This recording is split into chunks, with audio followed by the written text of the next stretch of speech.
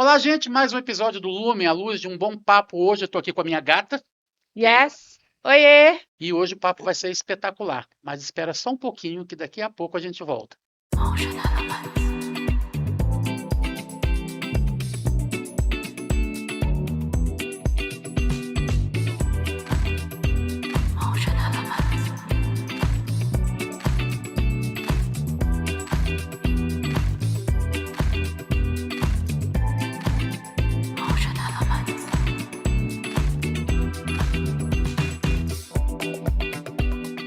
Seja bem-vindo ao Lumen Podcast. É um prazer te receber aqui. A gente tem uma convidada mega hoje. Bom demais estar recebendo Cássia Andrade, do Verbo Lamarão, que veio do Verbo de Aracaju. Pastor Darren, abraço. Esperamos Estamos prontos você para aqui. recebê-lo. Seja bem-vindo, né? Quando Seja estiver em bem-vindo. Brasília, esse é o lugar. Cássia, que legal te receber aqui. Dá um oi para a galera aqui na sua câmera. Olá, graça e paz, queridos. Boa tarde, bom dia. Eu não sei o horário que esse podcast vai passar, mas sejam bem-vindos. A gente está aqui para compartilhar um pouco da palavra do Senhor com vocês e eu sei que vai ser edificante. Que bom te receber aqui. Entrei em contato com você e disse sobre o que vamos falar. Eu gosto de deixar o convidado bem à vontade. Eu acho que quando a gente fala daquilo que está no nosso coração ou de alguma coisa que Deus colocou especificamente para a época, né? Sim. Como Deus fez para hoje, flui melhor. E o tema que Deus colocou no seu coração é só surpreendente. Nós vamos falar sobre discipulado em família, um assunto super importante. Amém. E eu queria começar, já que vamos falar sobre família, Cássia, falando sobre ser solteiro. Porque antes da gente edificar uma família, a gente sai de uma família. Uhum. E fala um pouquinho para a gente sobre essa vida de solteiro, tanto para aquelas pessoas que estão vindo de um lar bem estruturado, quanto daquelas pessoas que vêm de um lar não estruturado e vão constituir uma família. O que você tem para dizer a respeito dessa vida de solteiro? Eu acredito que quando a gente tem o fundamento, né, que é Cristo, tanto solteiro como casado, enfim, o principal é o fundamento. Eu vejo muita gente hoje colocando coisas adiante disso e a casa ela não fica de pé sem o fundamento. O solteiro, Paulo ele já deixou muito claro na Escritura, o solteiro ele cuida das coisas do Senhor, ele já tem um propósito, né? O que torna a gente alguém com propósito não é o estado civil, porque isso não está limitado a casado, a solteiro, é o servir ao Senhor. Então, o solteiro, ele tem um propósito de servir ao Senhor. E enquanto isso, enquanto ele está servindo, enquanto ele está se preparando, enquanto ele está se estruturando para formar uma família, se assim for o caso, né? Porque Paulo também disse que se você quiser ficar solteiro, não é um pecado, né? Ficar solteiro, porque no nosso meio tem um estigma, né? O pessoal solteiro, aquele pessoal que está de canto, que não casou, mas a Bíblia não trata o solteiro assim. O solteiro ele tem um plano, ele tem um propósito, né? E se tiver no coração do solteiro formar uma família, se ele assim o desejar, né? Existem os passos e a trajetória para isso. A gente vê gente, por exemplo, vai para os Estados Unidos, aí estuda inglês, quer fazer um mestrado, estuda. O pessoal se prepara para tudo, menos para estar ou para entrar ou para ser família. Verdade. Então, a palavra ela instrui a gente a se preparar para isso, né? Como que eu, sendo mulher solteira, no caso, o que eu tenho que fazer? Quais são os caminhos que eu tenho que estar trilhando para ser uma futura boa esposa, mãe? No caso do rapaz, o que ele tem que fazer? O que a Bíblia instrui o jovem solteiro a fazer, né? Tem tanta coisa na palavra e a gente vê jovens pela influência do mundo, né, colocando valores, a estética, ou tanta coisa que não está na Escritura, né, colocando isso como foco, como alvo. O alvo do solteiro deve ser o mesmo alvo do casado, agradar o Senhor. Né, eu acho que quando o foco ele está correto, quando eu estou focada eu estava servindo ao Senhor na igreja quando eu conheci meu marido. Ele estava servindo também na mesma igreja, em outro departamento, e a gente se encontrou dentro da igreja, servindo ao Senhor. Né? Mas não havia um projeto, eu vou servir para ver se eu consigo um namorado. Não é.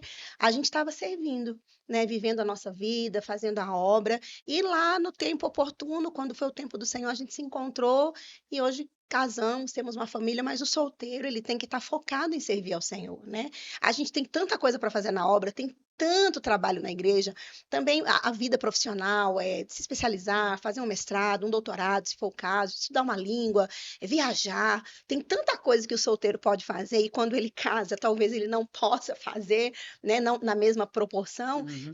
tem muita coisa para viver, para desfrutar. Então, eu acho que a vida com Cristo, independente do estado civil, ela é o principal, estar com Ele, servindo, amando o Senhor. E no decorrer desse trajeto, aí, quem sabe a Rebeca apareça, né? O Isaac apareça, se for a vontade do Senhor e da pessoa, obviamente, né? Cássia, como você começou de um ponto bem interessante que é a respeito do jovem, né? Mas existe o jovem que nasceu no lar cristão e existe o jovem que veio do mundo, conheceu Jesus, é o Sim, único crente na família, vamos colocar assim. É, é claro que a Bíblia vai ser sempre o nosso norte, sempre nosso guia, mas qual é a melhor maneira de se aprender? É claro, em primeiro lugar a Bíblia, mas os pais, nesse caso, os pais que já são da igreja, é um ótimo exemplo também, né? Porque eu acho que o isso. filho, o jovem, vai olhar para o pai Aham, e saber como deve ser aham, um bom pai, como isso. adquirir uma boa família, ter uma boa família, né? Uhum. Me explica um pouquinho sobre isso e qual é o melhor conselho que você daria para um jovem que está chegando agora na igreja, que os pais ainda não são crentes. Pronto. Eu acredito que ter sempre a palavra como referência é o principal e buscar referências, né? No caso, graças a Deus, a gente tem uma igreja, um ministério que preza pelo ensino, né? Uhum. A gente tem trabalhos com jovens, com solteiros, de casados, a gente tem acampamentos, tem conferências, seminários, várias ferramentas, né, para esse jovem ter um norte de como se comportar, de como ser. Quando isso não está dentro de casa ainda, né, quando esse jovem não tem ainda dentro de casa um pai, uma mãe que vem para ser essa referência no tocante a coisas espirituais, a igreja ela tem essas ferramentas, pelo menos é o que deveria ser, né? Uhum. Infelizmente há lugares em que infelizmente não são referência, né? Líderes que não vivem exatamente A cumprindo a palavra, palavra. esse é um outro assunto. Mas eu vim de uma família que ninguém era crente dentro de casa, eu me converti com 19 anos, eu era jovem. E dentro da minha casa, na verdade, quando eu me converti, meus pais haviam acabado de se separar, um casamento de 20 e tantos anos.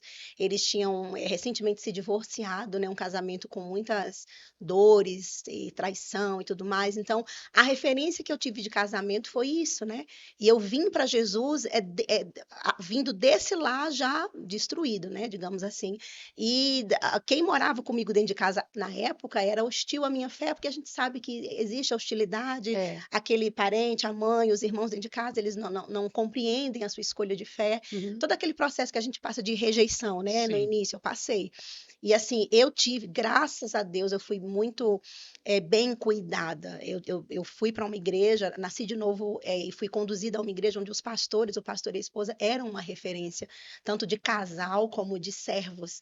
E pastor Edmilson e Michelaine, a esposa dele, o casal, nossa, eles me ensinaram com a vida, me ensinaram com a Bíblia, eles me ensinaram no dia a dia, e o pouco tempo que eu fiquei debaixo da autoridade deles espiritual, eu aprendi muito, foi uma base excelente. Então, para mim, eu busquei essa referência neles, né? Casais mais velhos da igreja, tinha um casal de diáconos também, os senhores já de idade. Ele me deu a minha primeira Bíblia, irmão Edivaldo. Ele e a esposa eram líderes do diaconato, e eles me acolheram, assim, como uma filha mesmo, me deram minha primeira Bíblia, me ensinaram a ler a Bíblia, né, como que eu achava, né, o novo, o velho, eu não sabia nem nada da Bíblia, um mês de crente. E aí esse casal, junto com o casal de pastores, me serviu como referência. Então eu poderia usar tantas desculpas, não firmei porque ninguém da casa era crente, não firmei porque meus pais eram separados, não firmei por isso. Não, quando a gente nasce de novo e decide viver para Cristo, isso basta, né? E a gente mergulha na palavra, tem as referências e a gente vai vivendo. Então, assim, o jovem que não tem uma família ainda na palavra, ele tem onde buscar essa referência, né? Eu acredito que o próprio Deus, gente, ele coloca perto da gente, ele traz para a nossa vida pais e mães, né? No caso, espirituais, para Uhum. orientar a gente, para afirmar. E naquele tempo, 92 eu converti. 1992, minha gente. Não existia internet, nada disso. Era orelhão de ficha. E aí eu falava no orelhão com o namorado. E aí a ficha acabava, a gente ficava, não, Deus, não, acabou a ficha. Por favor!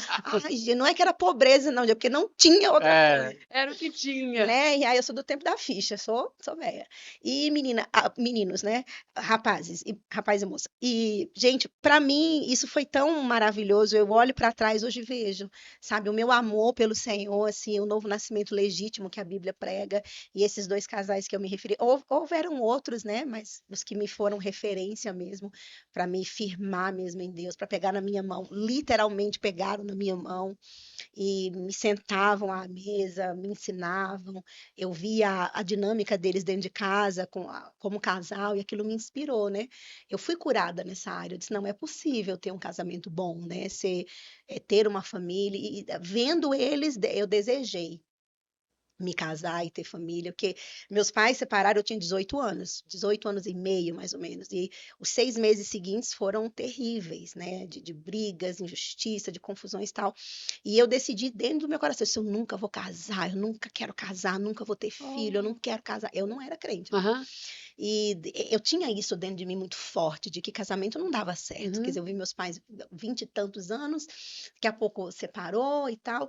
Mas aí, quando eu nasci de novo e recebi Jesus e vi esses casais, eu fui curada, eu fui ensinada de que eu entendi que o casamento dos meus pais, ele não foi sucesso porque faltava a rocha, era uma areia, a areia levou tudo. Mas se eu fincasse a minha casa na rocha, daria certo. E aquilo entrou dentro de mim com uma força tão grande. E eu desejei casar, eu desejei ter uma família. E hoje eu tenho a minha família, 27 anos de casada, eu vou fazer a próxima semana, e dia 12 de julho. E aí a gente tem 2 filhos maravilhosos, e eu amo a minha família. E família é a ideia de Deus. Foi Deus que criou a família. A ideia, o projeto mais maravilhoso de todos. Por isso que Hebreus fala, 13:4, que digno entre todos. Não existe uma instituição humana mais valiosa do que a família. Por isso ela é tão atacada, por isso ela é tão achincalhada, tão quebrada pelo mundo, né? O mundo tenta quebrar, ele tenta desvalorizar, né, a família, porque é uma instituição forte demais, preciosa, que o próprio Deus tem a mão dele sobre aquilo lá. E Hebreus 13:4 fala que, acima de todos, seja digno de honra o matrimônio. E o matrimônio é a célula que forma a família. Começa no casamento, né? Daí vem os filhos, daí forma uma família. Então, inclusive o texto que eu trouxe para ler para vocês fala sobre isso. E, nossa, a palavra de Deus tem tanta coisa. E quando for para eu parar de falar, vocês levantam a mão. Não, aqui é o lugar de falar. Falando desse assunto, que é um assunto que foi tão especial para mim. Quem eu seria hoje se Jesus não tivesse entrado na minha vida? Eu estaria onde? Né? Talvez vivendo aí uma vida, sei lá, fracassada, né? Sem família. Talvez repetindo um modelo que você já viveu. Né? E eu olho para trás e vejo a minha história e eu vejo hoje meu filho casado, ele vai fazer 1 ano de casado agora. E com uma esposa maravilhosa, e eu disse, meu Deus, o que eu crio, o que eu vivi para mim, eu desejei para o meu filho, eu orei desde ele na minha barriga, eu orava pela esposa dele, ele nem tinha nascido ainda, quem quiser pode me criticar, mas funcionou. E eu orava, declarava, pai, ele vai ter uma esposa sábia, que vai amar ao Senhor, mais até do que vai amá-lo, porque se ela amar ao Senhor, em primeiro lugar, ela vai amar meu filho da forma certa. E ele encontrou uma moça assim, eles vão fazer agora 1 ano de casado, e eu vejo meu filho repetindo os meus passos, os passos do pai, né? Ele diz, pai, eu quero ser um marido como você é para a maninha. Ele diz, maninha, aí ele fala assim, a mãe, se a Fran for a metade do que a senhora é, eu vou ser um cara feliz. Que lindo. E fala coisas assim para mim. O caçula mandou mensagem, agora eu ouvi, mamãe, qual foi o tema que a senhora escolheu? Eu falei, filho, o discipulado no lar.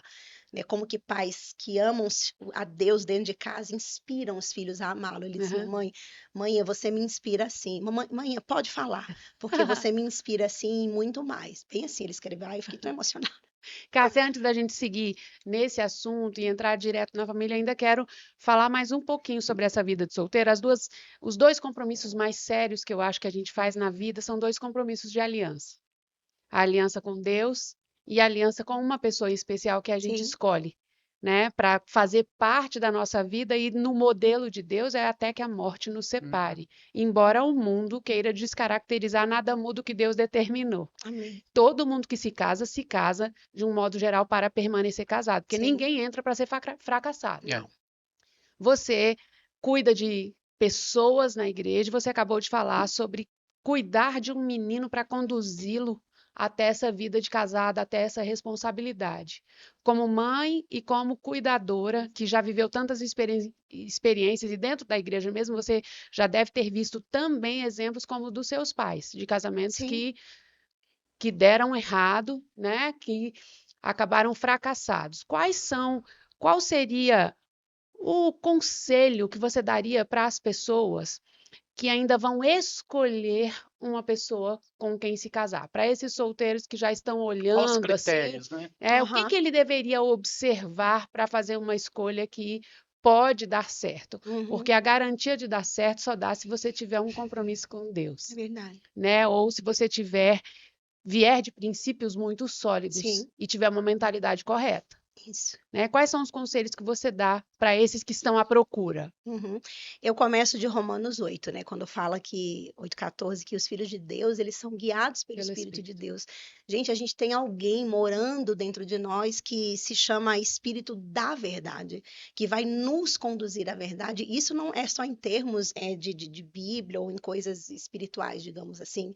Esse Espírito da Verdade, esse guia, ele nos guia em todas as coisas, né? Na escolha também profissional, na escolha, todas as escolhas que a gente vai tomar na vida, e especialmente nessa que é tão importante. Você bem colocou, depois de receber Jesus, o casamento é o passo mais importante, né? Uhum. Muda a vida da gente, É. afeta a É. vida da gente drasticamente para melhor ou para pior. Isso. Né? Então, como a Bíblia fala, a gente é guiado pelo Espírito. Eu acredito que alguém que já viu, um solteiro, uma solteira que já viva uma vida de oração, uma vida de busca do Senhor, alguém que seja consagrado, alguém que seja devotado ao devocional, à leitura da palavra, já está com 50% do caminho adiantado, que é alguém que já está propenso, né? Já está inclinado a ouvir a direção do Senhor. Esse alguém, ele dificilmente vai ser enganado por aparência,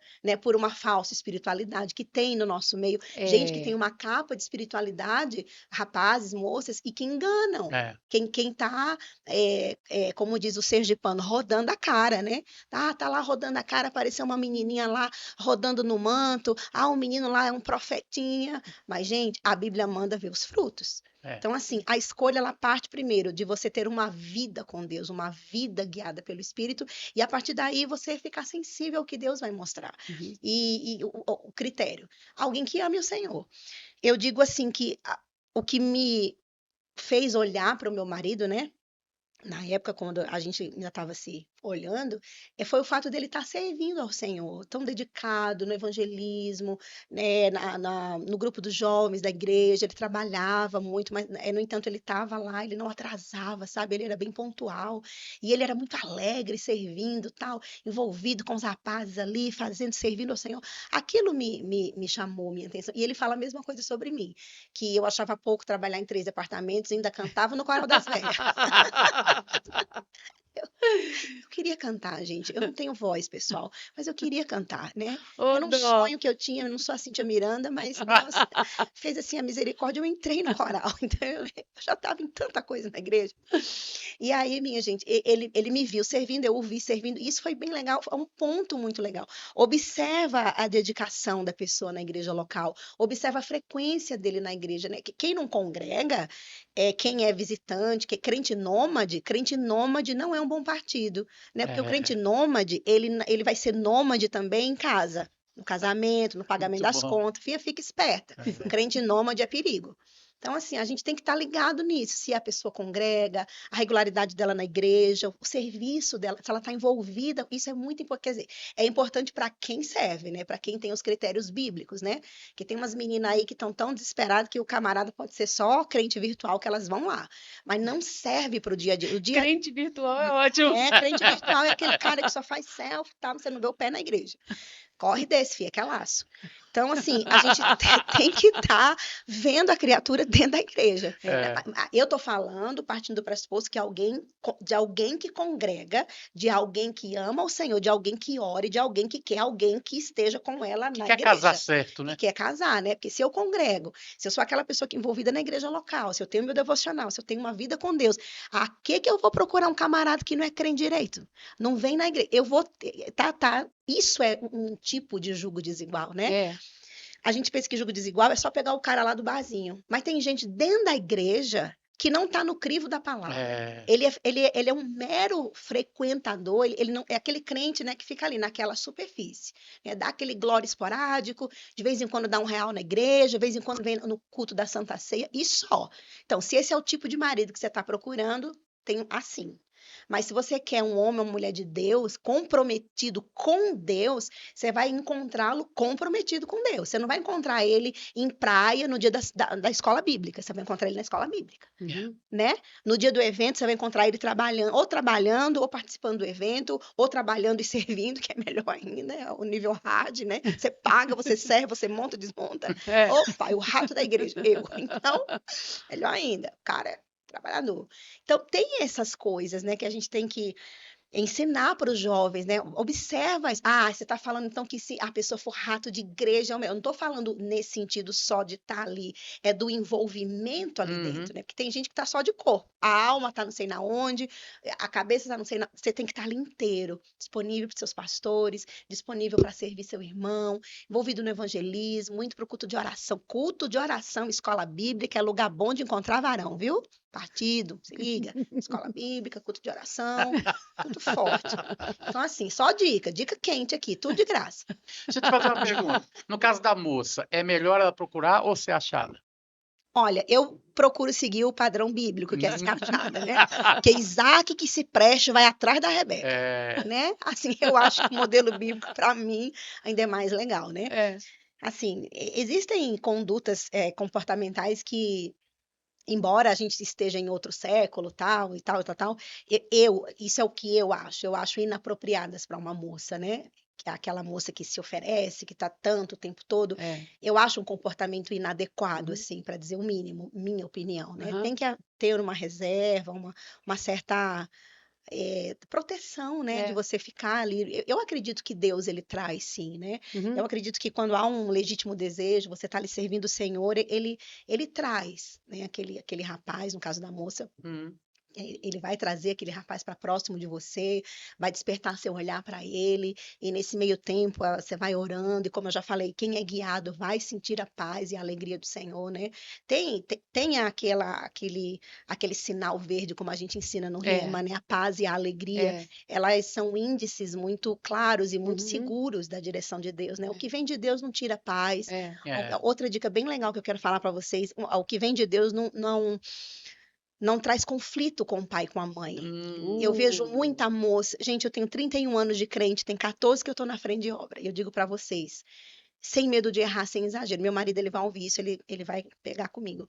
99% dos casos de mulheres hoje sofrendo, mulheres cristãs, né? Casamento. Gente, é impressionante. A gente ouve, né? Faz o aconselhamento mental e vai para a pergunta clássica. Seu pai e sua mãe, na época, concordaram com o casamento? Não. Meu pai proibiu, minha mãe proibiu. Mas eu achei que era de Deus, eu insisti, eu fui lá. Ou, no caso, a mãe só era crente, né? E a mãe disse não, tinha um freio, às vezes o pai. Mas o fato é que é impressionante. Eu não vou dizer 100%, porque eu não quero errar, mas a grande maioria das moças, no caso, mulheres, né? Assim, a gente vê... As meninas não seguiram o conselho da mãe. O pai e a mãe tinham freio, o pai e a mãe... Não, filha, esse menino não tem futuro, esse menino não é o que ele está mostrando ser. Gente, a gente ouve muito isso das meninas que... olha a frase que o pai falava. Ele não é o que mostra ser.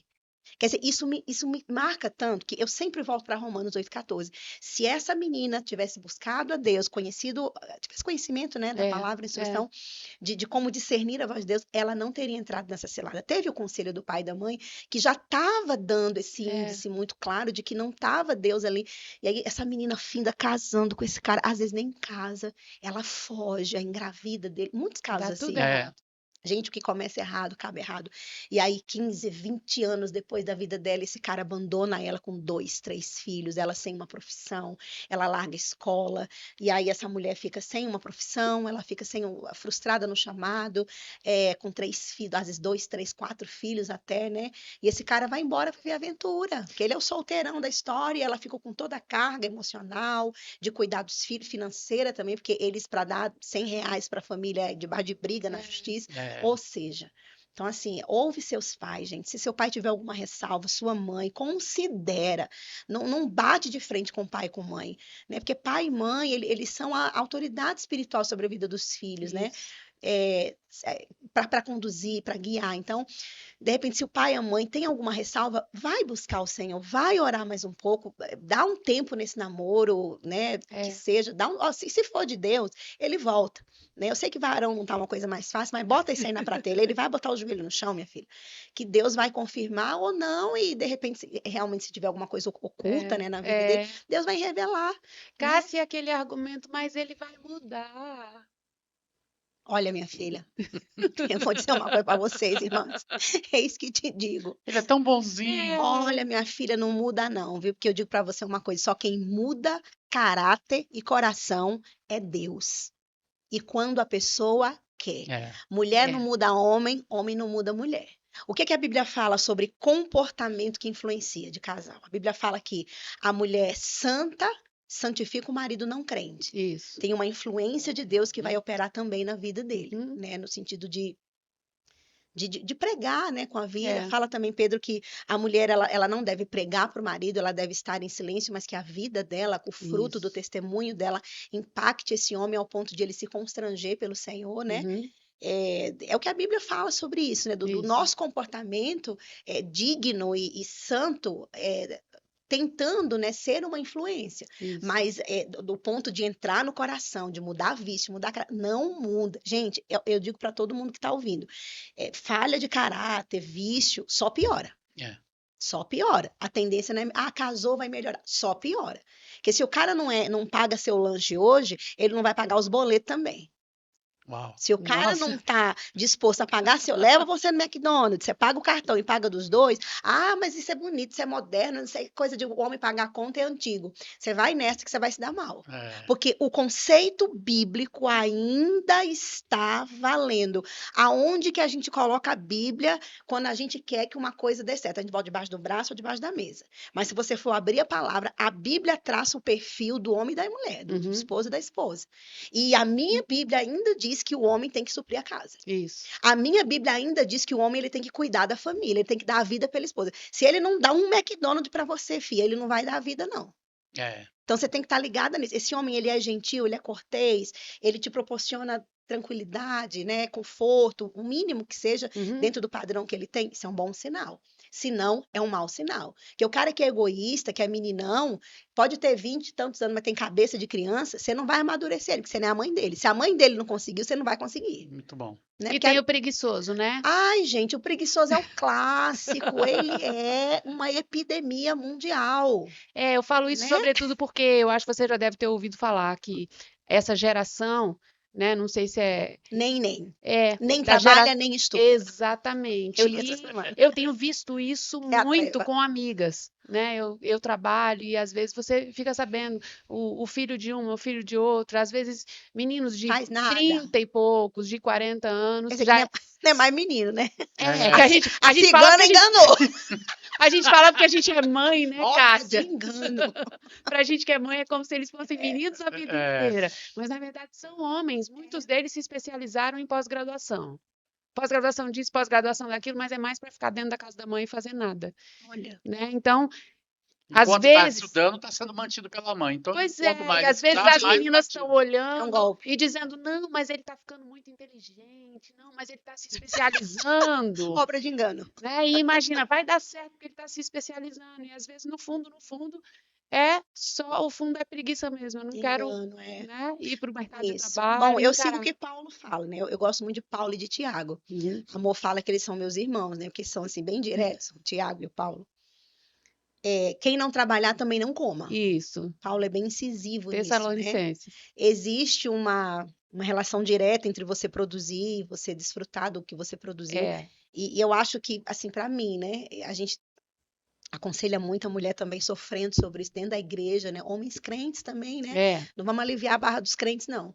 Pessoal preguiçoso, a mulher sustentando a casa, né? E sobrecarregada com as finanças, com os boletos, com a escola dos meninos, envelhecidas, adoecidas, porque a mulher, gente, não foi criada, meninas, Para para isso. carregar a casa nas costas, não. É. Foi o homem que foi criado para isso. Biologicamente, isso não é coisa só de crente espiritual, não, para vocês que vão ouvir aí. Biologicamente, a estrutura física nossa, óssea, né, física, ela não foi criada para suportar peso mesmo, né? Você vê que até nos esportes eles sabem tanto disso, que existe o limite, né? Os esportes de competição feminina, eles têm critérios diferentes dos homens, né? Porque o peso, a estrutura, o tanto de que uma mulher aguenta fisicamente, é diferente do homem. Gente, isso não é machismo, não é feminismo, isso é científico, né? Então a mulher, ela não tem força física, emocional para carregar tudo. Por isso que ela é a ajudadora que complementa, né? Mas o cara, o homem, ele carrega o peso do peso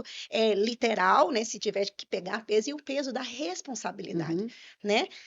De sustentar a casa, de prover. Se precisar ter 2, 3 empregos, esse cara que tem que trabalhar. Não é a mulher ter 2, 3 empregos enquanto ele fica. Gente, a gente tem casos, vocês vão rir, mas é verdade. O cara fica jogando videogame dentro de casa e a mulher está em 2 trabalhos. Ela chega de um trabalho, ela troca a farda e vai para o outro trabalho, e esse cara fica em casa jogando videogame. Um cara com 30. Então, parece meme. Quem dera fosse meme. Mas não é. E quando chega ao nosso conhecimento uma situação como essa, a gente chama essa mulher e diz: minha filha, tá tudo errado, tá tudo fora do padrão da palavra. Você tem 2 opções. Vem cá os dois para a gente dar uma ajudada para vocês aí na Bíblia, para ver se esse cara acorda, ou você vai orar aí para Deus continuar te dando força. Eu não sei o que você pode fazer aí, mas tá tudo errado, né?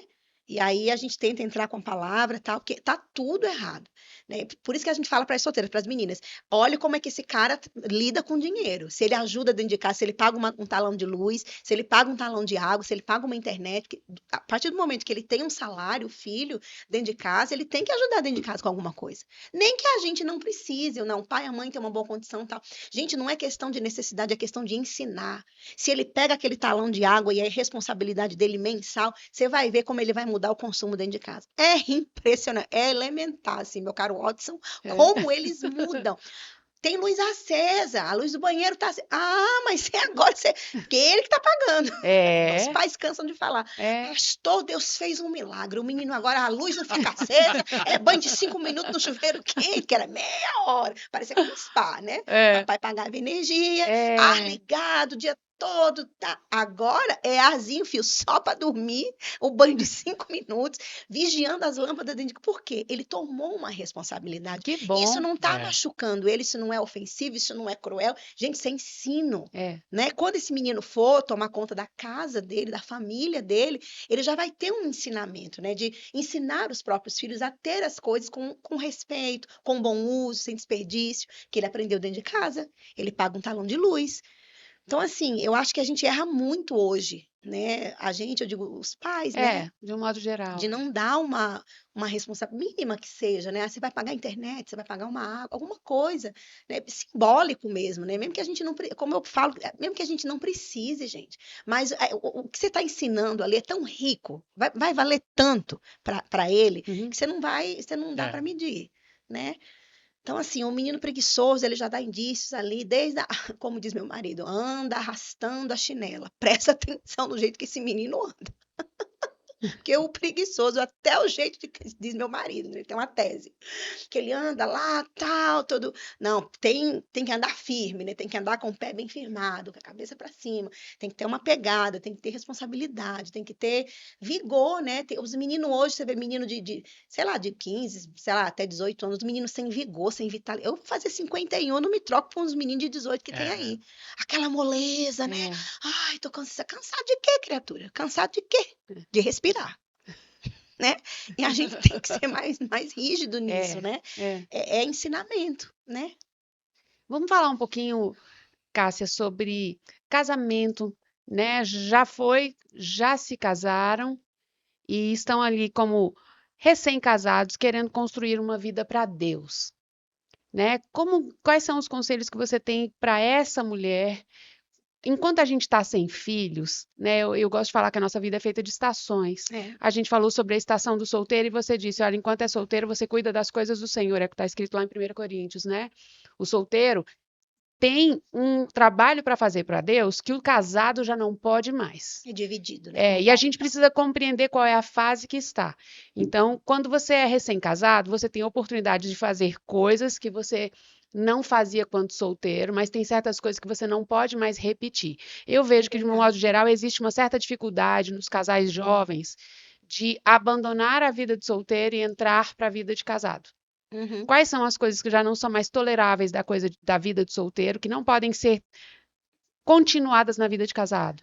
Pronto, eu vou começar do Gênesis, né, pra gente que conhece a palavra. Eu acho que o noivado, né, aquela fase pré-casamento, Uhum. é de suma importância que esse casal tenha, gente, aconselhamento específico. Toda igreja deveria ter um casal de pastores, ou pastor principal, ou alguém designado pelo pastor, hábil, né, capaz, Uhum. claro, um casal, né, bem casado, com É vida, estruturado. para ensinar esses jovens, né, porque a gente dos casais que a gente conseguiu fazer, né, que chegaram para nós solteiros e a gente ali viu crescer, discipulou, fez o aconselhamento, e tal, vivem super bem.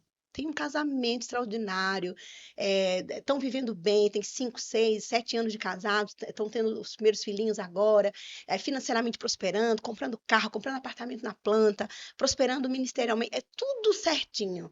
Mas eles tiveram esse aconselhamento, né? Uhum. Mas tem casais que não, gente. Namora agora, noiva amanhã, casa depois de amanhã e não tem um aconselhamento, enfim. Eu acredito que tudo isso é tratado no pré-casamento, né, que é o aconselhamento. Mas tá, se não teve isso, vamos lá, né? O que que acontece agora?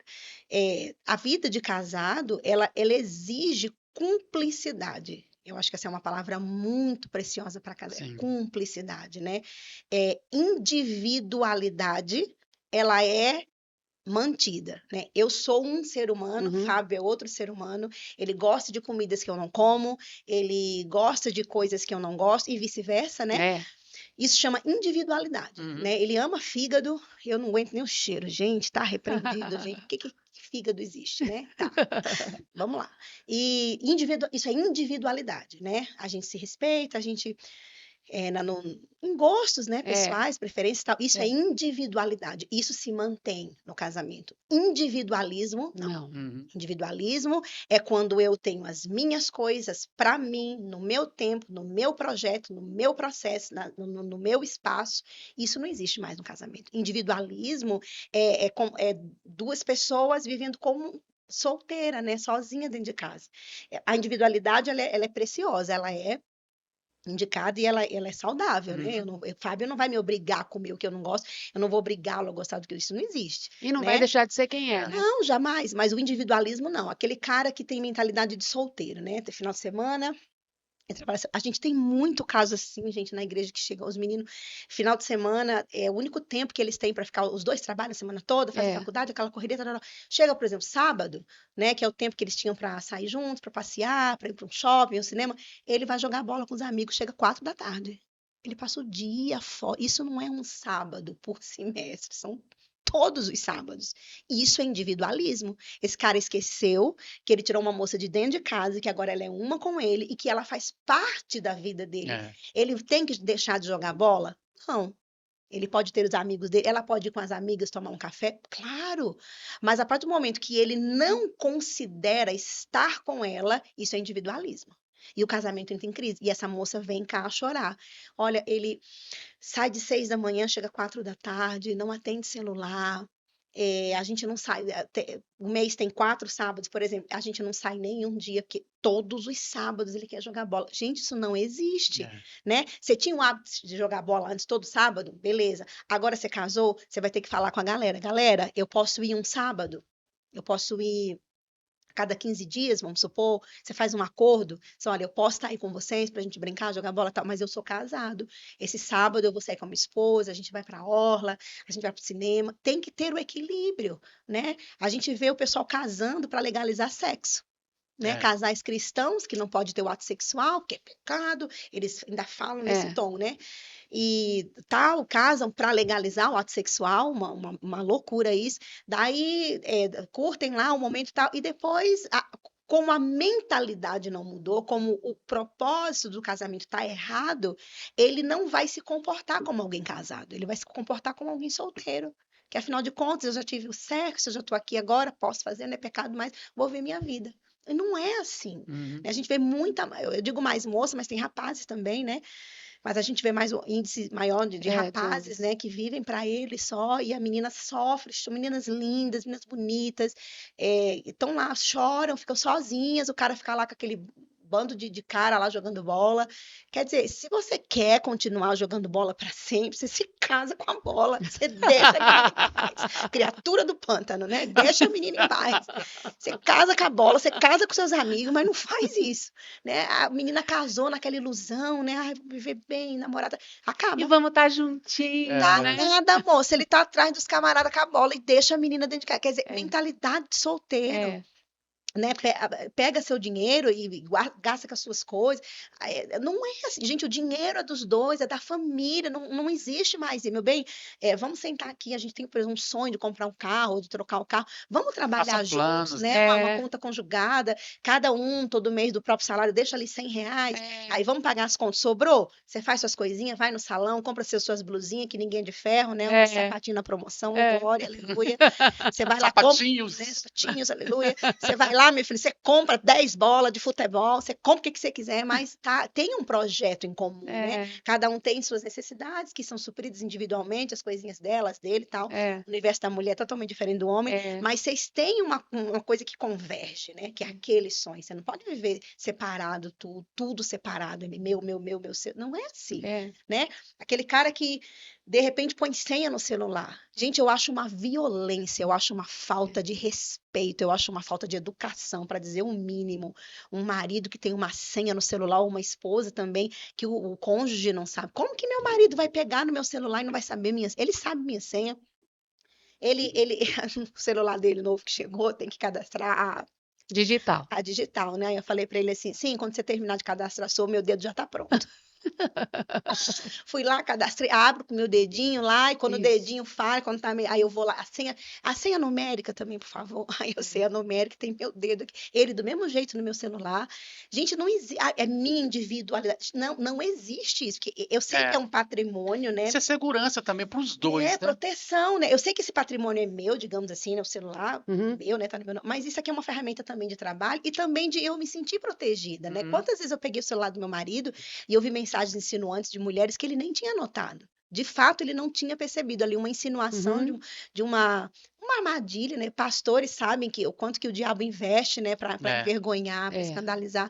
E eu tô na vida do meu marido para protegê-lo também, para cuidar, né? Então eu olho, eu brinco com ele falando, vou fazer o CSI mamãe. Aí pega lá, ele faz no meu.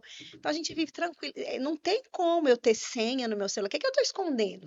Porque eu parto do pressuposto seguinte: se eu não quero que ele veja, tem alguma coisa que eu tô escondendo. Porque não faz sentido eu não esconder e ele não, né, ter acesso. Não tem sentido. Tem alguma coisa que não tá batendo legal aí, né?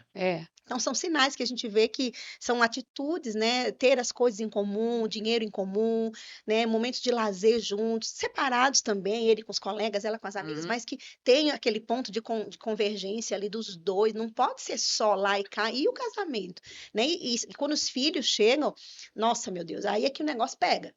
Que a mulher fica sobrecarregada, o filho toma muito tempo, né? Até desmamar, até ele estar numa idadezinha que já ande e tal, no mínimo 2 anos. Eu digo que são no mínimo 2 anos, né? De renúncia quase que absoluta, né? Mais da mãe, né? Que amamenta tudo. Mas assim, a agenda fica mais apertada, tem a necessidade das crianças, tudo. Então, o casal tem que vigiar ainda mais, né? Tem que ter o dia do casal, o dia da família e o dia do casal. Tem que estar sempre vigiando nisso. E quando a gente está no chamado, que cuida, além dos filhos da gente que pariu, dos filhos que não pariu, né? Dos filhos dos outros, aquele bando de gente. Aí a gente tem que vigiar mais ainda, né? A gente está o tempo todo servindo, aconselhando, fazendo visita, correndo. E a gente, né? E eu e amor. Então, assim, como é que a gente fica? A gente tem que ter esse cuidado, né? De observar essas coisas. Eu acho que cuidando nisso dá para viver bem até Jesus voltar. Eu acho também, sabe, Cássia, eu vejo que muitas vezes quando se casam, companhias precisam mudar às vezes. Também Porque é. não dá para um homem casado estar sempre misturado só com quem é solteiro, porque são Aham, diferentes sim, os alvos, os objetivos. Quando a É. gente se casa, Os muda os planos, alvos, né? os planos mudaram, verdade. a forma de viver Aham, mudou, aquilo que você está olhando mudou. Enquanto o solteiro está procurando alguém, você já achou, e não tem por que estar uhum, envolvido agora num ambiente onde está todo mundo comentando, olha aquela, olha aquela, olha aquele outro, uhum, né? E eu vejo que às vezes as pessoas querem resistir uhum. e não deixam a vida entrar na sua próxima fase.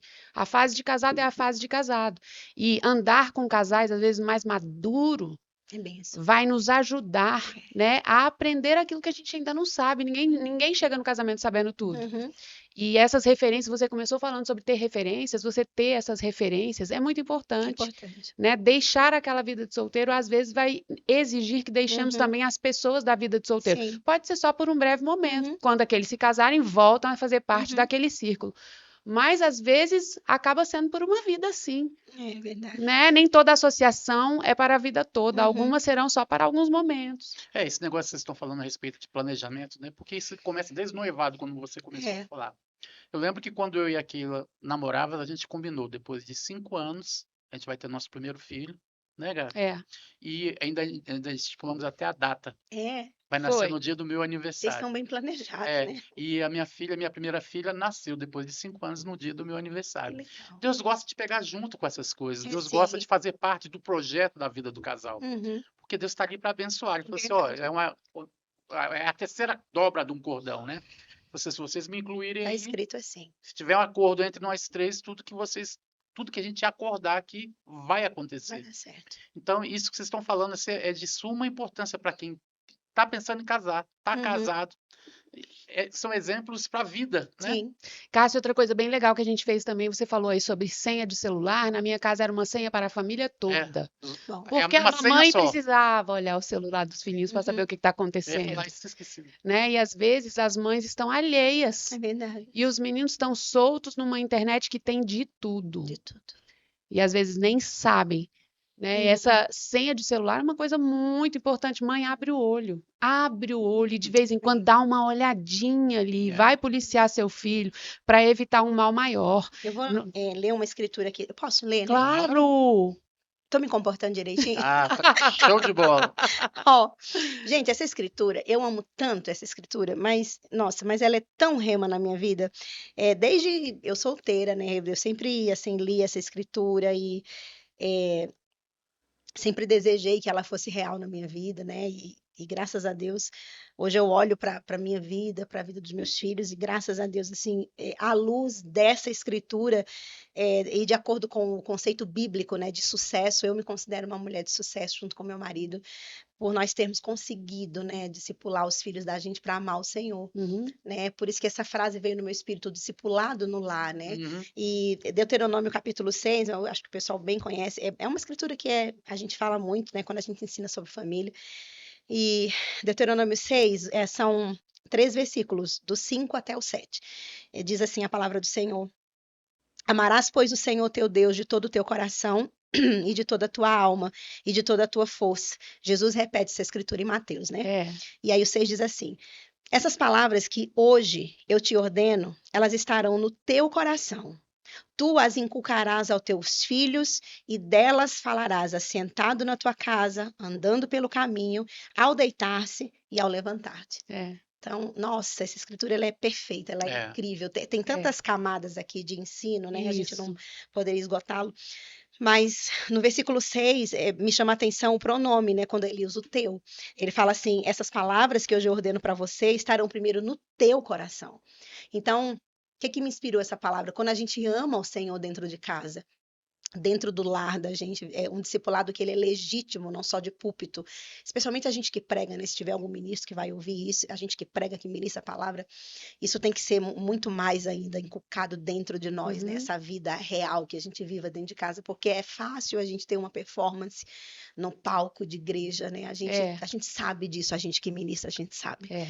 Mas viver a escritura dentro de casa, ter essa seriedade, esse temor de dizer, Senhor, será que a minha vida ela está condizente com o meu discurso? Será que tem alguma incongruência? Será que tem alguma divergência nisso?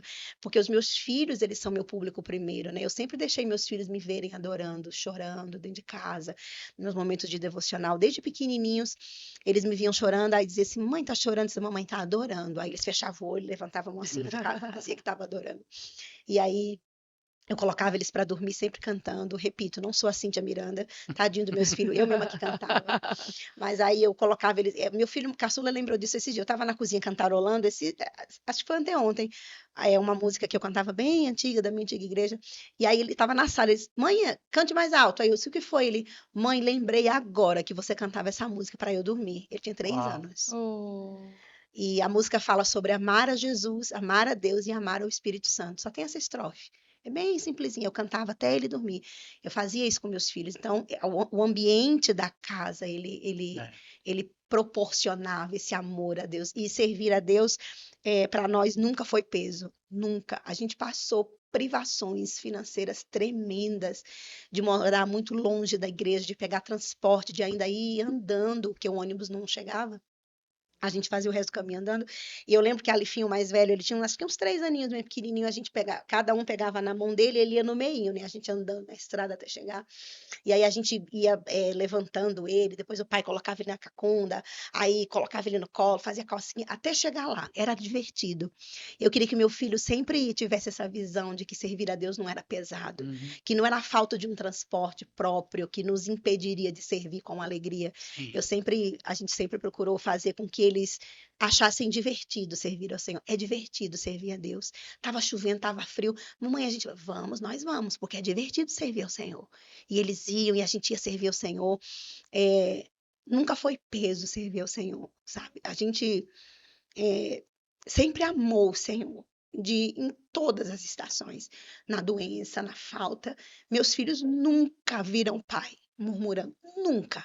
Nunca. Meu filho mais velho casou, saiu de casa e disse: Mãe, eu não lembro do meu pai murmurando, reclamando, porque a gente estava com pouco dinheiro, tinha pouco alimento, fases bem, sabe?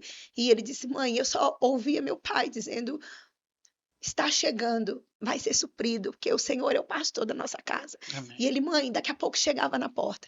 Meu filho, na época ele estava desejando uma maçã, que era a maçã do Seninha. Eu nem sei se existe mais um pacote que vinha a cara do Seninha, Eu me lembro desenhada. desse Uma maçã pacote. selecionada, que era mais cara, né? Uhum. Que era selecionada. E ele, mãe, eu tô com vontade de comer aquela maçã. E a gente não tinha R$ 1.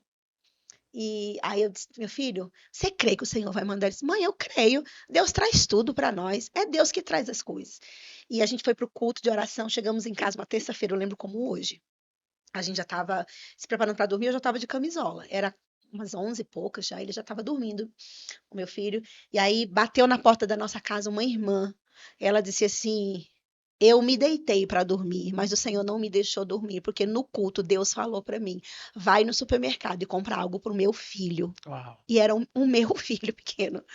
E quando ela abriu a mala do carro, tinha um monte de compra. Ela trouxe um monte de alimento, carne, tudo. Menina, a coisa que a gente estava precisando, que a gente não estava, né? E quando ela pegou uma sacola em especial, ela disse assim, eu fui só comprar isso aqui. Mas aí eu comprei a mais porque eu quis honrar vocês. Mas o que o Senhor me mandou comprar foi isso aqui, quando ela tirou do pacote. Era um pacote de maçã do Seninha. Show. Bem assim. É. Aí ela disse assim, eu não sei se faz sentido, mas foi o que Deus me mandou comprar. Quando meu filho acordou de manhã, eu deixei o pacote em cima da mesa. Quando ele acordou, ele disse, mãe, Deus trouxe, Deus supre tudo, Deus supre tudo. Desse jeito. Ele desejou comer a maçã. Então, assim, a gente viu tanto milagre de provisão, tantas vezes em que Deus se mostrou leal. E eu vi meu filho sempre desejando amar o Senhor, não pelas coisas que Uhum. chegavam, né? Mas pela fidelidade. Hoje eu vejo meu filho mais velho na igreja, ele é pastor em treinamento, e eu olho de lado, tá lá meu filho, irmãos, ajoelhado, com as mãos para cima, chorando, dizendo, Senhor Jesus, eu te amo, Senhor, amando o Senhor, sabe? Com intensidade, assim.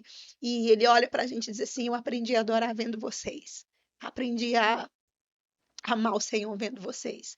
Meus filhos, eles amam servir na igreja. Um caçula é baterista, os dois são bateristas. E trabalham no DI, trabalham na mídia, eles têm vários empregos na igreja, que eu digo lá em casa que ninguém tem menos que 3 empregos na igreja. E assim, eu vejo o caçula também comprometido, sabe? Se ele tá na escala, minha gente, pode chover, fazer sol. Não, eu tô na escala, eu vou servir o Senhor.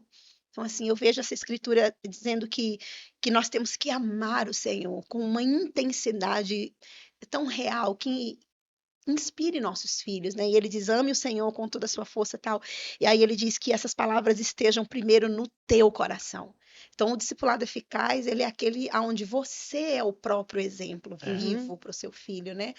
Sem apontar para fora. Porque se eu tenho que ir buscar fora para o meu filho, eu estou falhando como mãe, como discípula. Ele pode se inspirar em outras pessoas, obviamente, claro, isso é saudável, né? A Bíblia manda imitar aqueles que imitam ao Senhor, mas eu me refiro à ausência do discipulado e da inspiração dentro de casa. Isso é ruim, é danoso, né? E eu vejo meus filhos hoje querendo sempre dar o melhor para o Senhor, sempre servir ao Senhor. Então, eu digo para os pais que estão me ouvindo, a melhor forma de você, o maior legado, né, a maior herança que você pode deixar para os seus filhos é uma vida de amor a Deus. É permitir que eles te vejam chorando, que eles te vejam adorando, que eles te vejam crendo, né, fazendo declarações de fé. Não esconda nada dos seus filhos, fale a situação. Meus filhos sempre sabiam que a gente estava, o pai estava desempregado, que estava sem dinheiro, que a gente estava com contas para pagar na época e tal. Mas assim, ó, filho, a gente tá na situação, mas o Senhor sempre vai prover. Não se preocupe, mamãe, tô preocupada. Esses dias eu tive uns sintomas, tem uns 15 dias. Aí eu fiquei em casa, né, descansando. Aí o mais velho não me viu na igreja. Eu digo: ei, você nem mandou mensagem pra mãe perguntando como que a mãe estava. Ele: mãe, você é filha de um pai bom, de um Deus bom. Você é uma mulher de fé arretada. Você é amada pelo Senhor. Mãe, eu vou me preocupar por quê? O diabo só perdeu. Eu sabia que a senhora estava bem. Eu queria um denguinho, né? Mas eu olhei para ele e disse: que resposta interessante. Ele: mãe, a senhora sempre vai ficar bem. Sempre. Amém. Porque o Senhor é sempre fiel. Eu disse: olha aí, né? Ele não tem preocupações, né? No sentido Que lindo. que ele tem uma fé enraizada dentro dele, né? De que não importa o sintoma, o diagnóstico ou coisas, ele sabe que Deus vai prover, porque ele viu isso, ele viveu isso, né?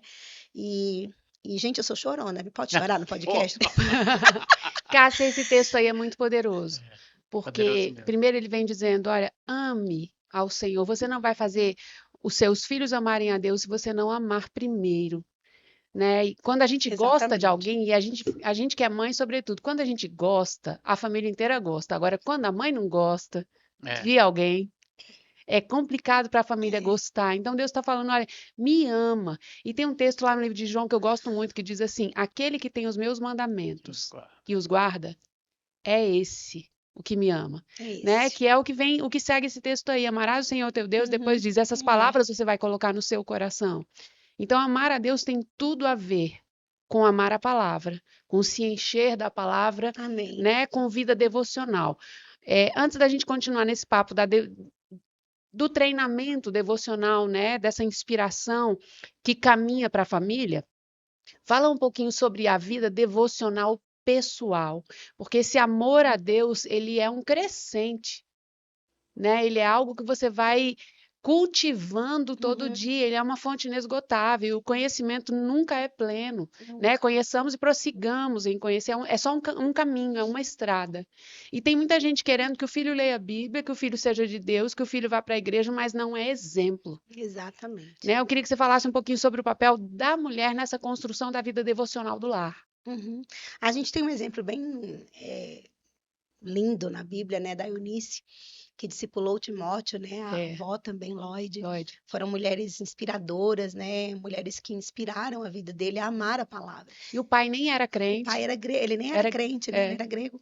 E eu volto para esse mesmo texto que diz que amarás o Senhor, teu Deus. Eu acho que tudo parte desse amor ao Senhor, né, de uma vida que você não consegue ficar um dia longe da palavra, que você coloca louvores na sua casa, que você não que você prepara o ambiente da sua casa para o Senhor poder se mover.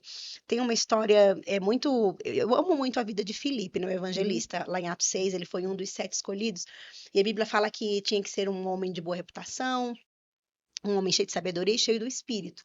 Eram critérios, né, que a igreja estabeleceu para que eles pudessem ser selecionados para servir, né? Uhum. E é muito interessante, a vida devocional de Filipe, ela foi, obviamente, ele tinha uma vida devocional, isso é nítido, porque senão ele não seria cheio do Espírito. O enchimento do Espírito, ele é um resultado da busca. A gente não só se enche no culto de oração, ou nas conferências, ou nos eventos, ou quando aquele ministro de fora, né, americano veio, eu caí numa unção lá, rolei, recebi um monte de profecia, mas a linguagem da Bíblia é um enchimento diário. Enchei-vos ali em Efésios 5:18, a forma grega ali do verbo é um ato contínuo, Uhum. continuem se enchendo, né? Um encher contínuo.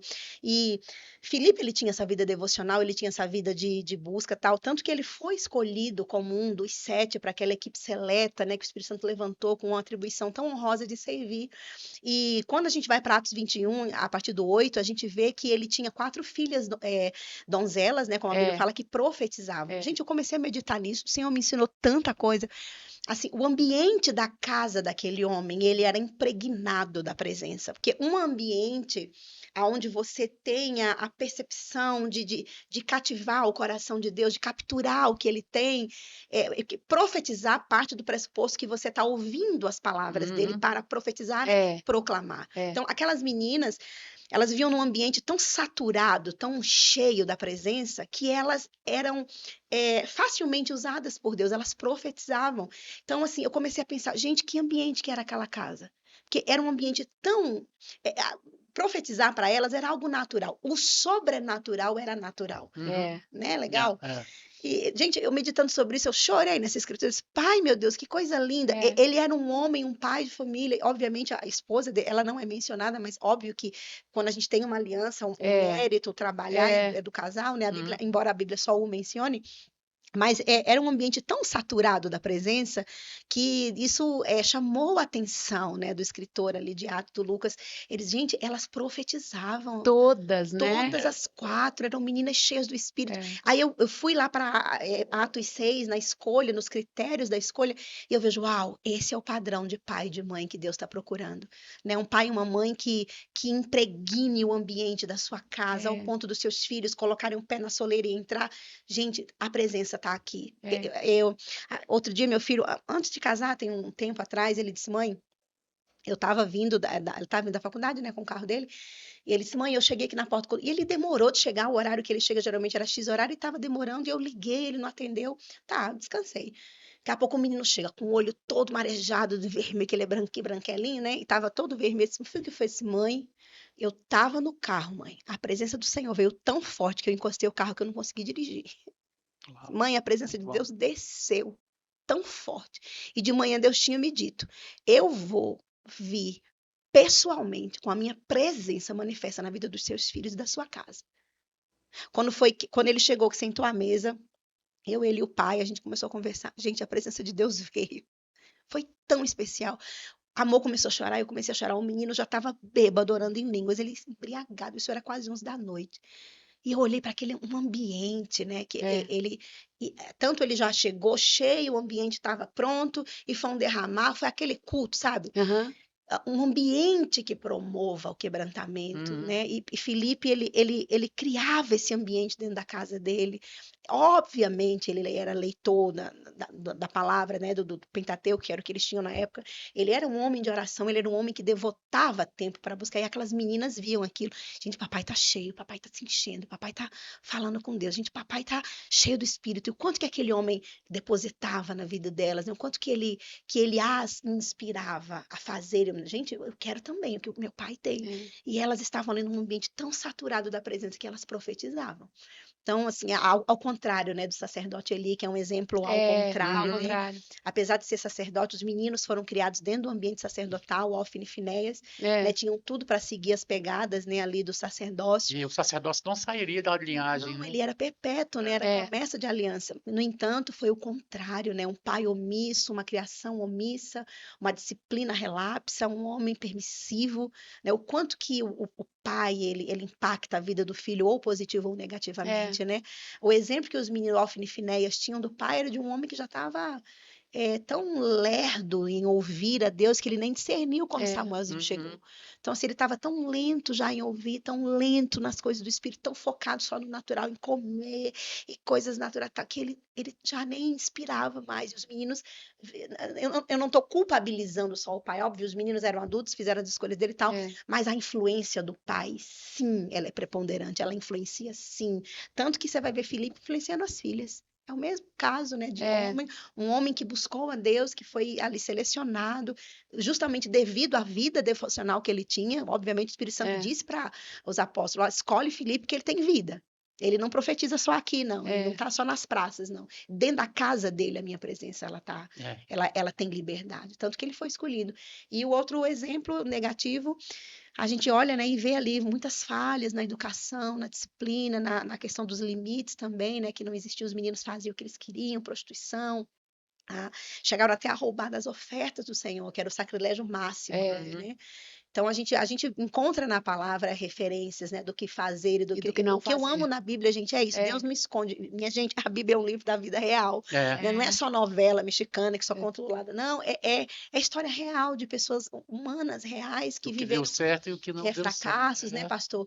Acertos, né? Pais omissos, pais que investiram, pais que buscavam, pais que não, casamento que deu certo, o que não faz, não dá certo. Então, a Bíblia, ela tem resposta para tudo. O que o pai e a mãe de hoje está precisando? Lê Bíblia, gente. Lê Bíblia. Aqui na Bíblia. Ó, irmãos, eu vou apresentar a Bíblia. Funciona. A Bíblia funciona. Gente, isso aqui é um livro atemporal.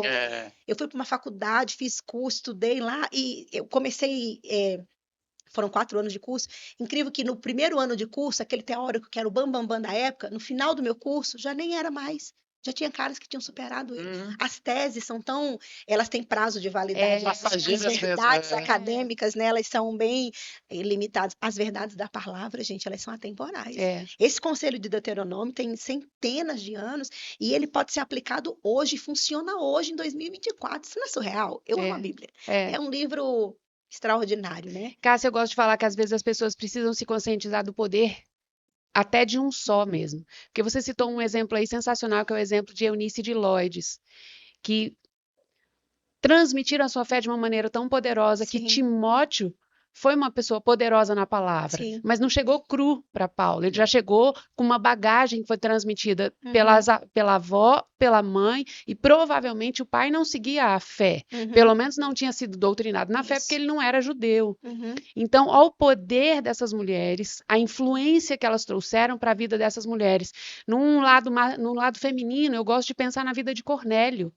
Era um homem que também não tinha sido treinado na fé judaica, mas era um homem que amava a Deus. E por causa dele, no dia que ele abre um culto na casa dele, a casa inteira é salva, o poder vem, todo mundo é batizado. A gente precisa confiar no poder que está sobre nós e se comprometer de verdade com Deus, de independente do outro, eu vou fazer a minha parte. Exatamente. Tem muita gente esperando que o outro chegue, ou às vezes dando desculpa, não, a minha casa não é tão consagrada assim, o ambiente não é tão bom assim por causa do fulano, por causa da fulana. Não, a Bíblia diz lá em 1 Coríntios que a mulher santa, ela não só santifica o seu marido, como os seus filhos são considerados santos. Na antiga aliança, a pessoa impura tornava todo mundo impuro, mas na nova aliança, a pessoa santa santifica o ambiente inteiro. Exatamente. É muito poder nessa aliança para a gente arrumar desculpa para não ter uma família sólida. É verdade. Para não ter uma família feliz. É claro que existem exceções, mas de um modo geral, a gente precisa confiar no poder que está dentro, porque muito mais vontade do que a gente tem de ganhar o outro, Deus tem. É verdade. E se a gente agir de acordo com a palavra, a gente está colaborando com o que Ele vai fazer. É verdade. Só um coração fechado pode rejeitar, mas às vezes o exemplo de uma pessoa só pode ser tão poderoso que pode ser resgate para a família inteira. Exato. Quantos testemunhos a gente tem de irmãs, né? De irmãos também, né? Que converteram depois de já estar casado, né? E o cônjuge ainda não servia ao Senhor, no caso, às vezes o marido, às vezes a esposa, e, no entanto, o testemunho deles, né, impactou aquele cônjuge ao ponto de ele o nosso pastor auxiliar, lá na nossa igreja, né? Um dos pastores auxiliares, a esposa dele, ela converteu e ele não era cristão, né? mas ela se converteu, nasceu de novo, ficou firme, aí levava a filhinha para a igreja. Ele, às vezes, a gente sabe que o inimigo também usa, né? Não, se você quiser ir, você vai sem carro, você vai a pé, tal. E ela ia a pé com a filha ali, tal, deixava o jantar dele pronto, tudo organizado em casa, foi tendo sabedoria de levar, de manejar. Mas uma coisa que é muito linda no testemunho dela, de Margarete, é que ela disse assim, está tudo pronto, o jantar está tudo organizado e eu estou indo para a igreja. Eu não vou deixar de ir. Ele tentou, né, proibir, né, indiretamente, mas ela tomou uma posição de ir servir ao Senhor. Ela fazia parte que lhe cabia, deixava tudo organizado para não ter nenhum problema, né? Você sabe fazer o que a Bíblia manda, mas assim a convicção dela, a disposição dela em ir à igreja, em ficar firme, inclusive ela se voluntariou para servir na igreja, se tornou voluntária. E o camarada lá emburrado, bebendo, ainda no mundão e tal. E, gente, um belo dia aí, que ela estava indo para a igreja, ele disse assim, hoje eu vou com você, para ver como que é essa sua igreja. Bem assim. E ela, tá bom. Ficou assim, plena, né, pleníssima, calma, mas depois ela foi lá dentro, deu uns 4 gritos sem ele ver, porque alegria. Mas na hora ela ficou plena. E aí foi. Ele foi para um culto, foi para outro culto. Eu sei que foram... Eu não sei se foi na segunda vez que ele foi ou na terceira. Acho que na segunda vez que ele foi, ele entregou a vida para Cristo. Largou a bebida, largou tudo, nasceu de novo, né?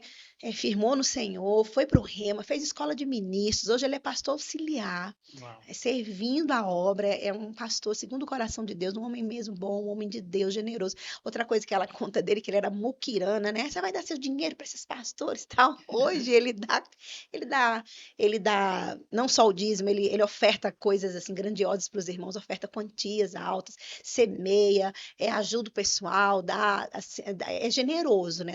Assim, onde abundou o pecado, onde abundou a muquiranice, né? Superabundou a generosidade. Assim, uma obra bem tremenda que Deus fez, fruto do posicionamento dessa mulher, porque tem muita mulher que ela vai esfriando, né, regredindo na sua busca ao Senhor, e esse não é o caminho, né, ao contrário, o fervor da esposa, né, aquela mulher fervorosa, ela vai, no mínimo, constranger esse homem, né, no mínimo, porque ele foi tão bruto com ela, ele conta hoje, eu fui tão bruto com ela, eu me lembro das vezes que eu fui bruto com ela, disse tantas palavras duras, e ela chegava da igreja, ainda orava por mim, quer dizer, ele lembra disso, porque ficou na memória, né, o amor dela constrangendo ele, né? Mesmo sendo maltratado, no entanto, amando. Então, tem jeito, né? Eu acho que tudo parte lá sempre do início do amar ao Senhor, de uma vida devotada, individual, né? Eu não posso nunca cobrar do meu esposo a minha vida com Deus. Ele não pode cobrar de mim a vida dele com Deus, né? É individual, a nossa busca, o nosso amor pelo Senhor. E juntos, né? Amando ao Senhor juntos, isso potencializa ainda mais, né? O casal que ama a Deus juntos, os filhos vão seguir amando. Gente, se você ama ao Senhor dentro da sua casa, seus filhos vão amar a Deus fora da casa.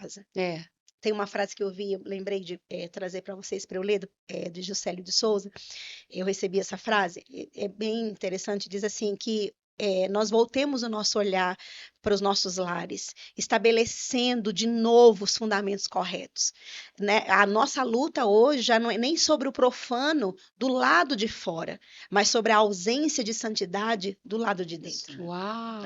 Ele disse isso. Eu achei muito forte essa frase. Muito. Né? Porque antigamente, né, quando se tinha culto doméstico, quando o pessoal levava mais a sério o devocional, quando não tinha tantas distrações, a nossa, digamos, luta, né, era manter o mundo lá fora, né, as influências e tal, mas chegou num ponto, como ele diz aqui, que a nossa luta agora é com a ausência da santidade dentro. Né? Porque eu ainda creio e sempre vou crer no que a Bíblia diz, 1 João 4,4, que o maior habita em nós. Amém. A faculdade não desvia ninguém. Gente, os pais crentes têm que entender que se o seu filho está cheio da palavra, não só da letra, mas da Bíblia vivida, ele vai ser uma potência na faculdade. Sim. Meu filho foi para uma faculdade, ele é psicólogo clínico, hoje ele atende, já está atendendo os pacientes lá dele, é uma benção. E ele disse, mãe, foram 5 anos de assédio, de afronto à minha fé, de oferecimento de coisas que eram ilícitas a um cristão. E, mãe, no entanto, eu sempre mantive meu testemunho. Caí na graça dos professores, né? Ele tem colegas hoje que amam, que respeitam ele, a fé dele, ele nunca escondeu a fé dele, né? E ele disse, mãe, eu me mantive lá dentro como um cristão, eu sabia quem eu era. Quando ele disse isso para mim, eu peguei aquilo, eu sabia quem eu era. E uma dica para os pais de adolescentes que completaram 16 anos, manda esse menino para o Rema. Meus É, 2 filhos foram para o Rema, cursando o ensino médio, terminaram o ensino médio, foram para a faculdade, formados no Rema. Ah, mas tem pai que diz, mas é um ano puxado, ele vai fazer a medicina, o curso Uhum. tal, o Rema vai atrapalhar. Eu ouço pais crentes falando isso. Eu fico tão escandalizada É. que eu escondo a minha cara de escandalizada, faço cara de paisagem. Às vezes eu não consigo esconder muito, né? Porque amor fala que eu de boca fechada a minha cara fala. Porque dá vontade de bater nesse pai que diz isso. É. Aí eu vou lá, com o fruto do Espírito Santo que eu ensino, eu digo, amado, é o seguinte, a palavra nunca vai atrapalhar. é, Seu filho no rema, ele vai ganhar tempo. Porque o tempo que ele está dedicando para aprender a palavra, o Senhor vai multiplicar o tempo dele lá na prova, vai é trazer verdade. tudo que ele estudou na cabeça dele, ele É. vai ser bem sucedido. É. Tá assim de testemunho de filhos de crente que foram para o rema e se deram bem no curso, foram colocados em posições assim extraordinárias, né? Segundo, terceiro, às vezes primeiro lugar. É. E eles nem almejavam, nem tinham perspectiva. Daqui a pouco o nome saiu lá no primeiro dali. Meu Deus, como que foi isso? Porque você estava buscando ao Senhor. É, Meus É. 2 filhos foram para o rema. Coloquei com 16 anos, 18 anos, formaram no Rema. No ano seguinte foram para a faculdade. Meu caçula está no 4º período de Direito, está fazendo lá a faculdade. Vai começar agora o 4º período e é a mesma coisa. Foi para o Rema. Sentamos com ele, filho, você já sabe tudo, a gente só vai repetir. Saiba quem você é, fuja das más associações, Isso. seja uma boa influência. 3 conselhos. Acabou-se. Vá. o que você falou é tão interessante porque os pais montam uma plataforma para os filhos, né? Por exemplo, os nossos filhos têm tudo para ser melhores do que a gente. Sim, Como a gente já evoluiu muito além dos nossos pais. Isso faz parte da vida do evoluir. sim. E o que eu acho engraçado é porque quando os nossos filhos estão crescendo, eles estão crescendo sobre uma influência. Ao ponto de você estar na igreja e ele ouvir falar assim: aquele ali é fulano, filho Filho. de Ricardo e Keila. Eles estão sob uma influência. Sim. Quando eles partem para o primeiro voo e começam a alcançar coisas baseadas no que ele aprendeu dentro de casa, lá amanhã eles já vão ouvir falar assim: lá vai a Keila. Não, o Vitor e a Júlia. Não, a Ah. Keila é mãe do Vitor. É. Ah, Eu Porque ia ele falar já o se tornou contrário. uma referência tão grande que Entendi. ele já É. não é o filho. Ultrapassou ali É, a ele fala assim: sombra, né? aquele ali é o É. filho, aquele ali é o pai do Ricardo, ali é a mãe do. Ali é o pai do Vitor, ali é a mãe do Vitor. Entendi, Você está entendendo? Por quê? entendi. Porque ele saiu de uma Aham, plataforma que e está. cresceu, né? É. Aí o que os pais precisam prestar atenção? Você está focando nele, a vida material ou a vida espiritual? Porque quando ele sai para o primeiro voo, o que ele vai focar é aquilo que ele vê dentro de casa. É verdade. Né? Então, isso que você está falando assim, faz todo sentido assim, Uhum. para a gente acordar, né? É. Aham, Olhar para os filhos e sim. falar assim: eu estou ensinando meu filho a pensar só no material ou pensar nas coisas de Deus em primeiro lugar. Eu digo o seguinte, gente, assim, eu falo da minha vida, né? Que graças a Deus, assim, sem orgulho nenhum, meu Deus, longe de mim, mas com alegria eu posso compartilhar que esses princípios, eles funcionaram dentro da minha casa. Né? Eu posso dizer assim, como eu falei já que é o conceito bíblico de sucesso, né? Graças a Deus, eu posso me incluir nele, né? O que é sucesso à luz da Bíblia? É ser bem-sucedido na jornada, é cumprir o propósito com excelência. Isso. E meu primeiro chamado de amor do meu esposo é sermos pais, né? Antes de ser pastor, ministro, a gente é pai e mãe. É. E eu olho para os meus filhos hoje, amando o Senhor, servindo na obra, querendo, né? é, servir cada vez melhor o Senhor. Eu vejo que a influência da casa, gente, ela vai ser sempre a maior. É. Gente, a gente não tem que ter medo, não. Faculdade é um mundo, tá? Tem lá droga, tem ideologias e tal, mas, gente, o pai e mãe que tá me ouvindo não tem medo de mandar o menino para a faculdade, porque não é a faculdade que vai desviar seu filho, é a falta de fundamento. Isso. Porque tem filho de crente dentro de igreja desviado, Uhum. que fica lá dentro, o culto rolando, né? O pastor lá ensinando uma palavra top, tá? Um ensino maravilhoso. E o guri tá lá no videogame, dentro da igreja. Dentro da igreja. Isso, para mim, mostra um sintoma muito estranho. Às vezes, a gente já... Não tô nem falando de garotinho, já de menino, né, maior. Quer dizer, ele tá dentro de um ambiente onde Deus está ali ministrando. Ele não tem essa consciência. Ele tá ali distraído com uma coisa que não vai acrescentar nada, zero na vida dele. Né? Ele tá desprezando o altar, né? Em troca de algo tão irrisório. Né? Mas por que ele tem esse comportamento? Né? Vamos olhar de perto. Eu servi no DI há algum tempo lá na igreja. DI, para quem não sabe, é Departamento Infantil. Os meninos. E aí, gente do céu, o que os filhos dos crentes contam pra gente? Vocês iam ficar de cabelo em pé se eu contasse aqui. Criança é verdadeira, né? Tem uma frase do Rick Renner, eu tô lendo Pedras Preciosas dele, a propósito, é um devocional maravilhoso, Pedras Sim. Preciosas do grego. Eu até copiei e coloquei no grupo de família da igreja. É uma verdade bem elementar, mas ele fala, né, aqui, página 353 do livro, o terceiro parágrafo, ele fala assim: ao longo dos anos, irmãos, eu aprendi que a maneira como os filhos de uma pessoa falam entre si e com outras pessoas de fora da casa é muito revelador. Aí ele continua. Sobre o que realmente está acontecendo dentro daquela casa de portas fechadas. Aí ele continua. Os filhos, eles costumam refletir a verdadeira, não a maquiada, a verdadeira situação do lar. Em outras palavras, a maneira como essas crianças falam, como elas se comportam, como elas tratam os outros, costuma refletir a qualidade dos relacionamentos dentro de casa. As crianças, elas apenas repetem o que veem seus pais fazendo. É. A gente ficar quieto, só um minuto de silêncio, né? Pois é, nem tive como comentar. É Isso me muito impactou sério. tanto nessa pedra preciosa desse dia que eu fiquei tempos meditando sobre isso, né? E eu me lembrei do meu tempo do DI, onde a criança chegava assim e dizia, me arrepio lembrando. Chegava assim e dizia, tia, meu pai e minha mãe assistem Big Brother, vê novela, vê filme com cena feia, eles falam palavrão. É. E às vezes era filho de gente que até servia na igreja. Mas dentro de casa, assim, meu pai empurrou a minha mãe, meu pai machucou a minha mãe. E a gente ouvia aqueles relatos e ficava impressionado, né? Como que na igreja tinha uma aparência, em casa era outro ambiente. Então, volta para o mesmo ponto, né? São casais, são pessoas que não amam mais o Senhor, né? Estão num estado tão de apostasia, né? Que elas nem percebem, assim, de afastamento, né? Do Senhor. Aí você vê um filho dentro da igreja longe ali, com a cabeça fora, aí a gente imediatamente quer lá brigar com esse menino, mas peraí, vamos olhar o que tem atrás, como que é o ambiente dentro de casa? Será que a devoção, será que o ambiente lá está propício para ele chegar na igreja e entender que aqui é o altar do Senhor, que aqui a gente tem que ouvir, tem que estar concordando, acompanhando, anotando, né? Porque as crianças, elas imitam os pais. É. Então, às vezes a gente quer pegar mais firme com a criança, com o adolescente, mas eles são reflexo, né? Eles só reproduzem. Então, eu chamo a atenção do pai e da mãe, gente, tem uma vida de verdade dentro de casa.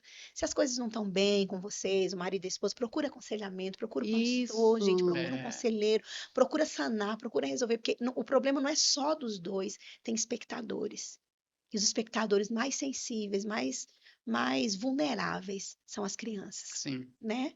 E eu faço esse apelo mesmo. Cássia, eu ouvi uma frase muito legal do Bill Johnson, lá da Bethel Church. Ele falou assim que tudo aquilo que não tem resposta, aquilo que você não tem um modelo, você deve buscar em Deus, porque Deus é interessado em te ensinar. Sim. Mas aquilo para o qual há referências, você deve buscar as pessoas, porque não buscar as pessoas é arrogância. Então, existem coisas que estão muito fáceis e já resolvidas na vida de outras pessoas. A palavra diz que sofrimentos iguais aos nossos estão espalhados pela comunidade. Então, existem processos ou problemas que algumas pessoas já viveram, já enfrentaram, já sabem como vencer.